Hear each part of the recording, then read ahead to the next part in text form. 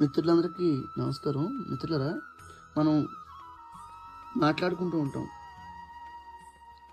మన పొలం దగ్గర తాడి చెట్లు, కొబ్బరి చెట్లు ఎక్కువే. తాడి చెట్టుని కూడా మనం ఎక్కడా కూడా నరకడం గానీ, అడ్డం వచ్చిందని జేసీబీతో తొలగించడం అలాంటివి చేయలేదు.